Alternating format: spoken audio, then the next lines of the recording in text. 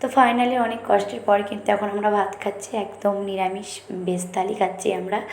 তো এখানে খেতে বসে পড়েছি ভেজ থালি দিয়ে। এদিকে আমার বর ও মোবাইল ঘাঁটছে, দেখছে কোথায় কোথায় হোটেলটা আছে। আমরা অ্যাকচুয়ালি হোটেলটা ভুলে গেছিলাম। তো এখানে দেখো সব রকমের খাবার নিয়ে খেতে বসে পড়েছি। আর এদিকে ও মোবাইলে হোটেল খুঁজছে যে কোথায় পাবো, মানে হোটেল ম্যালের পাশেই নিবে নাকি যেই হোটেলে আগে এসেছিলাম সেই হোটেলটা খুঁজছিল। যাই হোক, এবার দেখো কি সুন্দর ভিউটা দেখতে লাগছে, অসাধারণ। আমরা রুমে চলে আসছি, যে রুম দিয়ে দেখো নিচ দিয়ে সিঁড়ি ক্রস করে নিয়ে এখানে একটা রুম। তো এই রুমটার মধ্যে এটা মানে বসার রুম, তো দেখতেই পারছো। তো খুব ভালো একটা ভিউ নিয়েছি।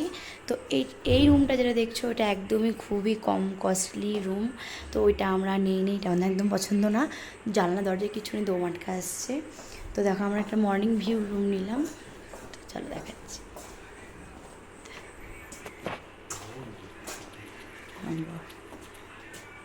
বেড, ডবল বেড, এদিকে জানালা, এদিকে ভিউ দেখো, অসাধারণ ভিউ, খুব সুন্দর লাগবে। রাত্রিবেলা আরও দেখানো যাবে ভিউ, অতিশয় সুন্দর লাগছে ভিউটা দেখো। জাস্ট আমি যে ব্যাগ রাখা হয়ে গেছে, এখানে একটা টিভি আছে, এদিকে আমি আমার ব্যাগটা রেখে দিয়েছি। আর এদিকে মিরর আছে, মিরর একদম মলের পাশে একেবারে। আর এদিকে হচ্ছে বাথরুম, তো উপরে গিজার আছে। আর এদিকে তোমার টয়লেটের জায়গা। তো এই রুমটা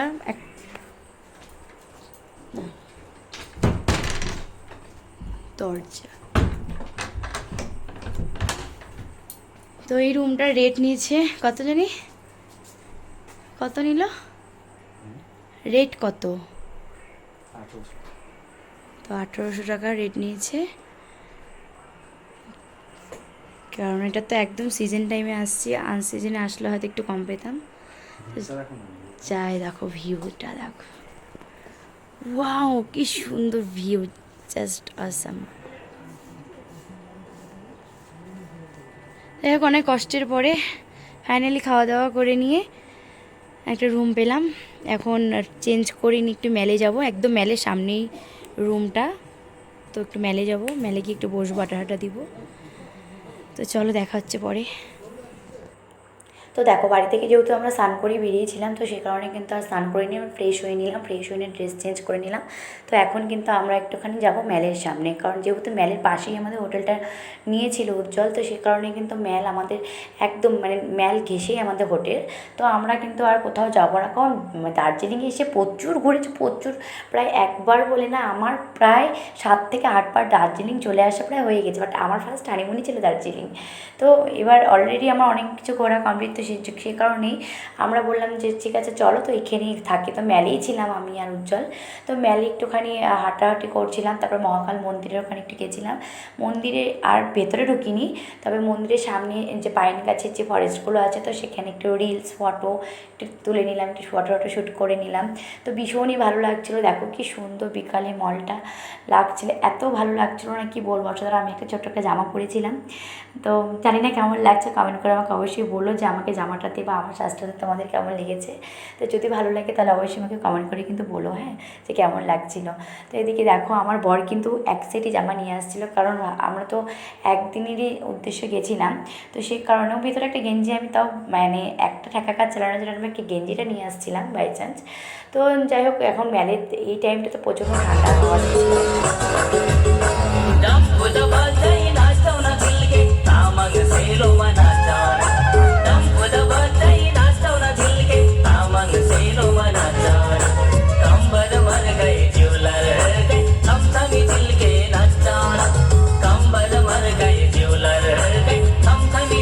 আর ম্যালে ঢুকতে না ঢুকতে কি সুন্দর একটা মানে পারফরমেন্স দেখতে পারলাম, তোমাদের সাথে আমি সেটা শেয়ার করে দিলাম।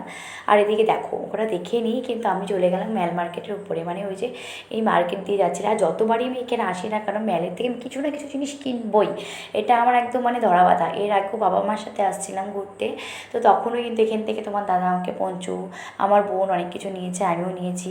তো মানে ভীষণই ভালো লেগেছিলো। তো মানে এতটা ভালো না। আর এদিকে এত জিনিস, এই ম্যাল মার্কেটের দামটা অনেকটুকু কমই আছে জিনিসপত্রের, কিন্তু হ্যাঁ বেশি আবার বেশি মানে কিছু কিছু জিনিসের জন্য কম আছে, আর বেশি জিনিসের জন্য একটু খুবই বেশি হাই কস্টলি হয়ে যায়। তো সে কারণে আমার মনে হয় যে মেলের থেকে যেগুলো দাম কম সেগুলো নেওয়াই ভালো। আদারওয়াইজ তুমি মানে যেখানে থাকো সেখান থেকে কিনে নেওয়াটা অনেক বেটার, কারণ যেহেতু ঠান্ডার দেশ সেহেতু ঠান্ডা জিনিসের দামটা কিন্তু কম, কিন্তু আরও অন্যান্য জিনিসের যে দামগুলো সেগুলো কিন্তু প্রচণ্ড কস্টলি। তো যদি মনে করো যে আমরা কিনবা তো কিনতে পারো, কিন্তু আমার মনে হয় যে যে জিনিসগুলো তোমাদের প্রয়োজন, যেগুলো তোমরা বাইরেও তোমাদের দেশে ওখানেও পাও, সেগুলো তুমি ওখান থেকে কিনে নিও, কিন্তু এখান থেকে কিন্তু খুব দাম নেয়। তো চলো আমরা কিন্তু এখন উঠছি মহাকাল মন্দিরের ওই লাইনটাতে উঠছিলাম। তো তারপরে ওখানে বললাম আমি তো ফটো তুলে নিই, তারপরে আমরা চলে আসলাম। দেখো ওয়েদারটা কি সুন্দর ছিল এর আগে দেখলে, আর এখন দেখো ওয়েদারটা কীরকম হয়েছে, বিকাল হয়ে গেছে। তো আমরা ওই ম্যাল মার্কেটের সামনেই কতগুলো ফটো তুলে নিলাম। তো এইখানে কিন্তু আমরা এখন একটু হাঁটছি, তো বিকালে সন্ধ্যাবেলা এটা।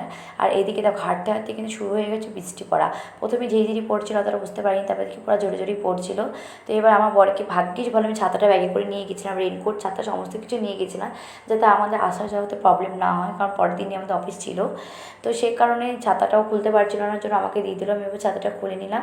আর এদিকে কিন্তু দেখো এটা কিন্তু দার্জিলিংয়ের সিনেমা হল। তো কি সুন্দর না হলটা, আমি তো দেখে ভাবছিলাম এটা কোথায় আসছি, প্যারিস ট্যারিস নাকি। তো তারপরে দেখলাম যে নাম যখন আমার বরকে বললাম, ও আমাকে তখন বললো যে এটা দার্জিলিংয়ে সিনেমা হল হবে। তো খুব সুন্দর লাগছিলো ওয়েদারটা। আমি এখানে কিন্তু অনেকক্ষণ বসেছিলাম ছাতা ধরে, খুব বৃষ্টি হচ্ছিলো, দেখতেই পাচ্ছ যে আমাকে হাফ দেখা যাচ্ছে না, কিন্তু ছাতা সামলাবো নিঃসন্দেহ। বাজে 7:16। তো এখন আমরা হচ্ছে স্নান করবো, স্নান টান করে নিয়ে বেরোবো, কারণ জলপাইগুড়িতে পৌঁছাতে তাহলে অনেক দেরি হয়ে যাবে, কারণ আজকে অফিস আছে, অফিস যেতে হবে।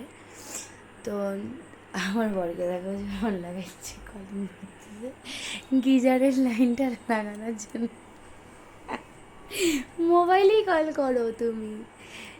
তো এখন গিজারের লাইনটা দিয়ে দিলে আমরা একটা স্নানটা করে নিব, আর বেশি দেরি করবো না, কারণ জলপাইগুড়িতে পৌঁছাতে দেরি হয়ে যাবে, ভীষণই লেট হয়ে যাবে।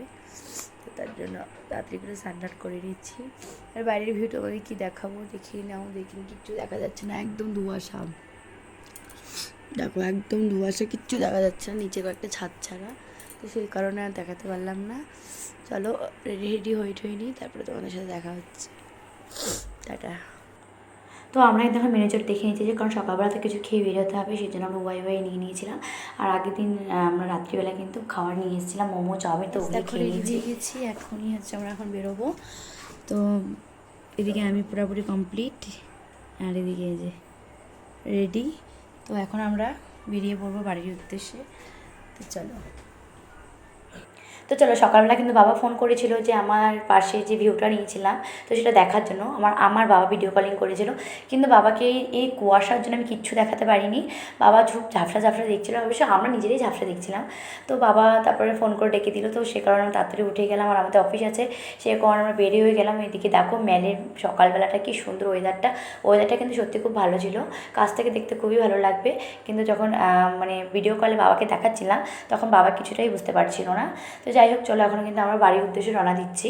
তো এখন আমরা ম্যাল মার্কেটে আছি, ম্যাল মার্কেট থেকে আমরা নিচে যাবো, নিচে গিয়ে গাড়ি ধরে নিয়ে সোজা জলপাইগুড়ি। তো আমরা একদিন খুব এনজয় করলাম, খুব ভালো কেটেছে আমাদের।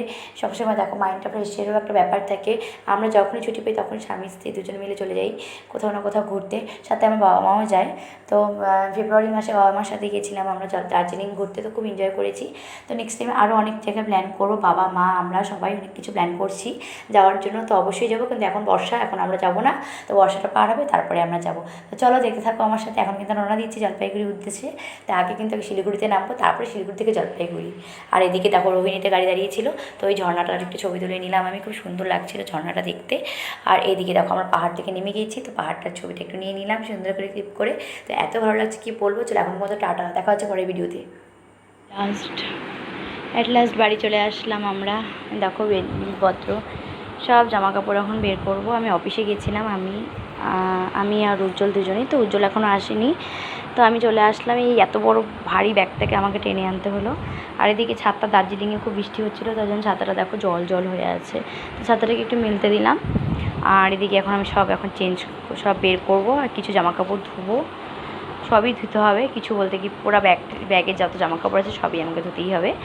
তো ঠিক আছে চলো, চলে আসলাম, আমাদের ট্রিপ কমপ্লিট। রিফ্রেশমেন্ট করে মাইন্ডটাকে চলে আসলাম প্রচণ্ড পরিমাণে। এতটা হয়েছিলাম, জানি না আবার কবে দেখা হচ্ছে, আবার কবে যাব। তবে যখন যাব তখন তো অবশ্যই তোমাদের সাথে দেখা হবে, তোমাদেরকে শেয়ার করবোই সমস্ত কিছু। তো যাই হোক, তো ভিডিওটা কেমন লাগলো অবশ্যই আমাকে কমেন্ট করে জানিও তোমরা। তো এখনকার জন্য টাটা, দেখা হচ্ছে পরের নেক্সট ব্লগে।